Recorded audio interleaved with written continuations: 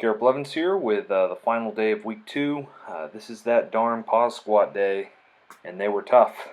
Worked up to 465 for a top set, and then did my drop sets at 455. And I counted my last warm up here of 405 as one of my sets of 6. So I think last week I did the same thing where I did a set of 6 with 405 and used that as the first set, even though I worked up to a heavier weight. Just brutal day today.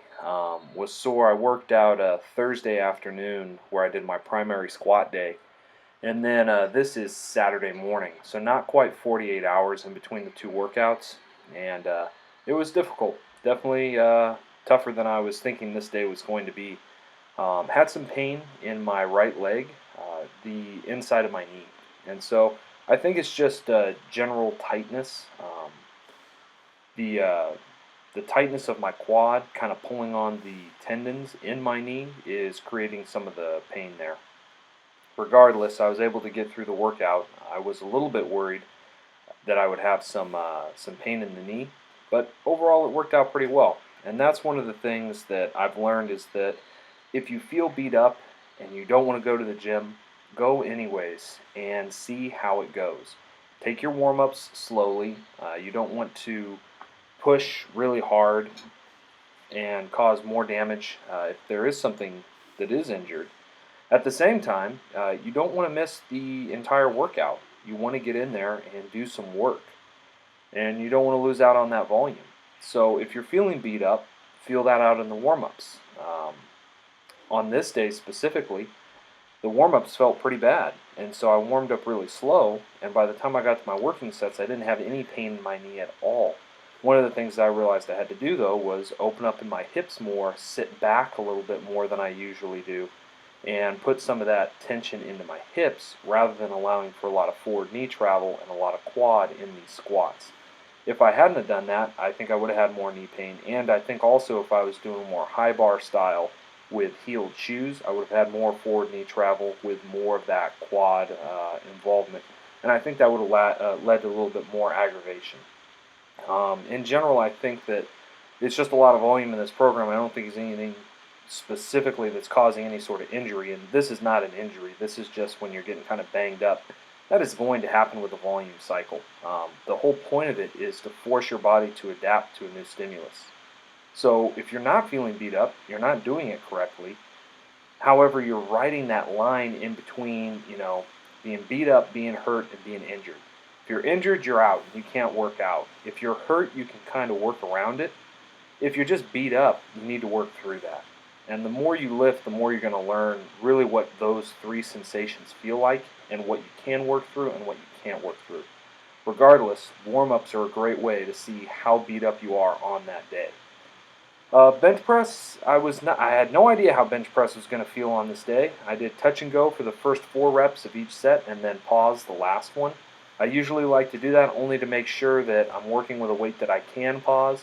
If I'm pausing the last rep, it means I probably could have paused a lot of the reps.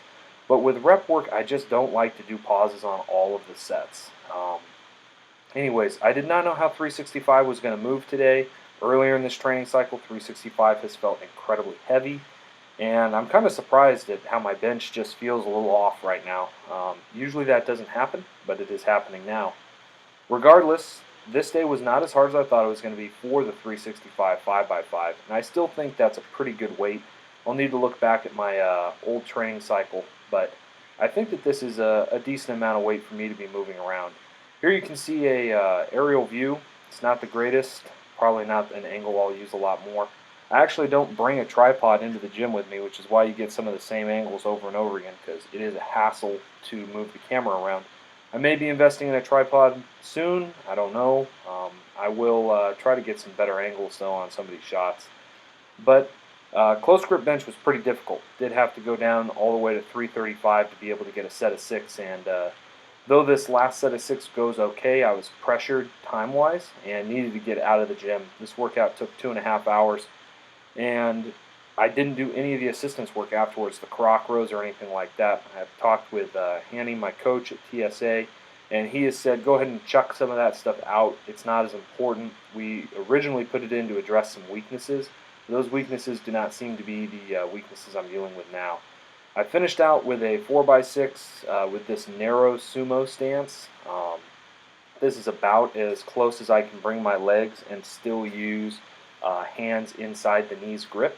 I really like training this. I feel that it allows me to have to sit down really low when I start to lift, and it helps train that spreading the floor. I've been watching a lot of the world's competition, and as I've been thinking about even nationals this year and starting to compete in powerlifting against other people, where you start to know who the players are in the game, and you're kind of thinking about how you can win or how you can beat other people. I think I'm going to make the choice not to really think that way so much. Not that I'm not going to be competitive, but rather that I'm not going to do things from a sense of rivalry or this desire to get on top. Rather, I'm just going to be the best that I can be and go up and when I go to nationals, do the best total I can do. And whatever that is, be satisfied with it. Whether it takes first, whether it takes sixth, seventh, who knows. As long as it's the best that I'm capable of, I think that is a better way, one, to live life, but also I think even to compete. If you start looking at what everybody else is doing, you're going to get distracted from what you need to do. And really, you can't control anybody else anyways. And so that's something I've been thinking about lately as I've been seeing these competitions and numbers. And I don't know. I'd be interested to see what the rest of you guys and girls out there think about it. In any case, I hope you're doing well.